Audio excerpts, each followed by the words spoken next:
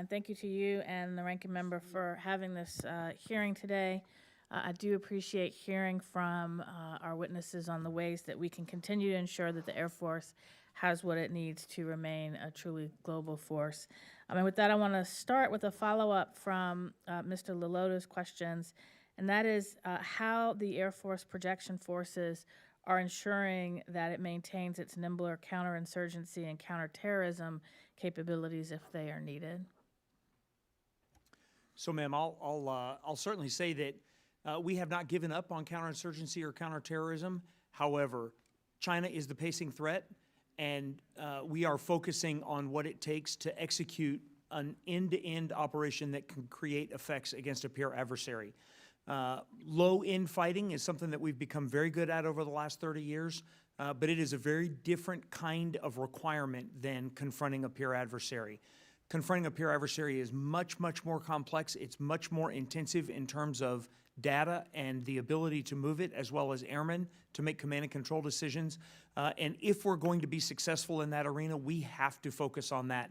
There are still parts of the Air Force, Special Operations Command in particular, will still focus on counterinsurgency and counterterrorism. In fact, Special Operations Command is the global integrator for that fight.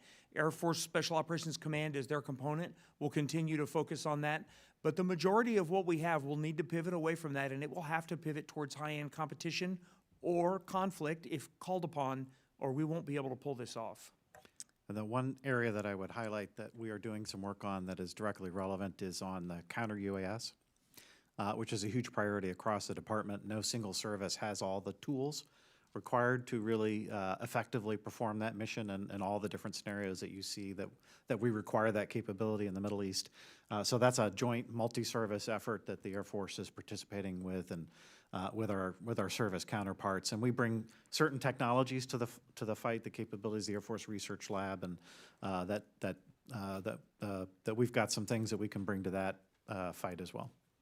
Thank you. And we are over 5 months operating under a continuing resolution, and I wonder if you could share how that has affected the Air Force's acquisitions, your ability to maintain your programs, and if there have been any delays as a result. I'm going to let the general answer this one, but I can't resist the opportunity to just start on our collaborative combat aircraft program. With the advantage that that program was already underway, and so we've been able to execute a good portion of it, but we have not been able to execute the experimental operations unit, which will be helping us figure out the concept of operations for CCA. So we've lost time on a critical element of the program, which is really getting after the CONOPS, and there's a range of other impacts. Rick, if you'd like to. Yeah, we have absolutely lost time, and we've lost buying power, and we're not going to get either one of those back. It is imperative, I know that it's not the direct work of this committee, but it is imperative that we have a budget and that we have it on time. By far, the salient feature of our ability to progress is the ability to have predictable funding that arrives on time. The Experimental Operations Unit is a great example of one of the things that hasn't been able to start. It sits in a basket of capabilities represented by the Secretary's operational imperatives.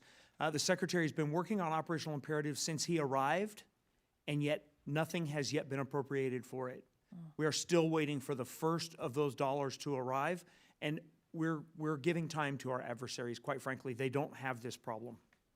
And my last question, I don't know if you'll have time to answer fully, so if not, you can submit it for the record later. But Lieutenant General Moore, with Russia's continued aggression in Ukraine, increased cooperation and support of our European allies remains a top priority. And what has the Air Force done in 2024 to develop new operational concepts, deploy capabilities, and plan to bolster deterrence and maintain its competitive advantage against Russia? And what can we expect in 2025? So we certainly, we would stop short of saying that we have participated in the conflict, but we certainly have followed the guidance of the administration and the Congress and provided assistance where we can.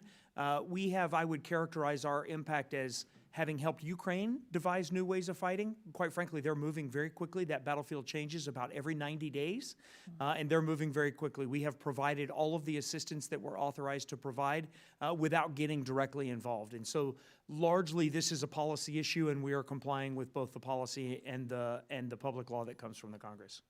And I would just add, in terms of defense of NATO, the air policing mission U.S. Air Forces with F-35s and other platforms, but working in close cooperation with the European nations also operating F-35As. That cooperation has really been excellent. And we see the value of the connectivity of that platform in those operations. Thank you, and I yield back.